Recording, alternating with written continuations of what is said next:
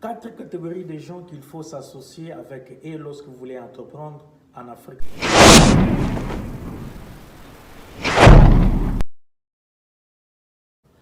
La première catégorie de gens qu'il faut s'associer avec et lorsque vous voulez entreprendre en Afrique, avec quelqu'un qui fait ce business avec passion.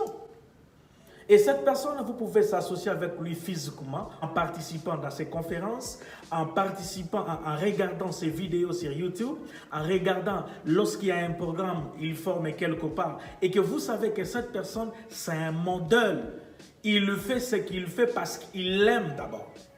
Et lorsque vous voulez même chercher les entourages, les gens à qui vous voulez travailler avec, vous devez chercher une personne qui ne sera pas là juste pour un intérêt, mais qui est là pour changer quelque chose, qui est là pour l'amour de quelque chose, qui est là pour aider quelqu'un, qui est là pour changer une situation. Et on ne peut changer une situation sans la passion. Deuxième catégorie de gens qu'il faut s'associer avec, ce sont les gens ouverts en esprit. Quelqu'un qui est ouvert en esprit, cela ne veut pas dire quelqu'un qui accepte tout. Non. C'est quelqu'un qui est là, il est sensible à l'information. Le monde avance, la technologie avance. Vous devez apprendre, vous devez être informé. Au lieu de rejeter l'information, écoutez d'abord. Apprends. Allez vers quelqu'un qui connaît que toi. Au lieu de rejeter, au lieu de dire non, ce n'est pas quelque chose qui existe, mais ça existe et les gens gagnent l'argent. Associe-toi aux gens ouverts en esprit. Les gens qui sont ouverts en esprit vont t'incontaminer et tu seras ouvert en esprit. Avancer bien, c'est avoir l'information. Il y a deux choses dans la vie qu'il ne faut jamais négliger. L'information et la formation. Et si tu n'as pas un esprit ouvert, tu ne peux pas aller dans une formation. Si tu n'as pas un esprit ouvert, tu ne peux pas accepter une information facilement. Tu peux écouter d'abord l'information et tu prends la décision après en disant par exemple, oui, j'ai bien compris, mais je ne suis pas prêt ou je ne suis pas pour. Mais tu as déjà écouté. Il ne faut pas dire pour, il ne faut pas être contre à quelque chose que tu ne maîtrises pas.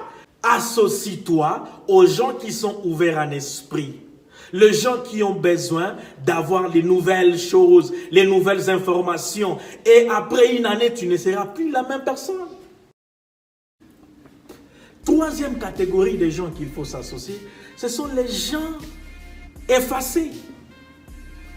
Mais Josué, les gens effacés, c'est quoi encore? Les gens effacés, ce sont les gens qui ne prétendent pas connaître tout. Ce sont les gens qui ne prétendent pas connaître tout. Il y a des gens dans la communauté, dans la société là où nous vivons, quelqu'un qui ne connaît absolument rien, mais il te dit je connais. Tu ouvres seulement l'introduction et te dis ouais, je connais cette histoire. Et si tu lui demandes de t'expliquer l'histoire, il n'a rien compris et il ne connaît absolument rien. Ne t'associe pas avec ces gens-là. Tu n'iras nulle part avec ce genre de personnes. Associe-toi avec les gens effacés.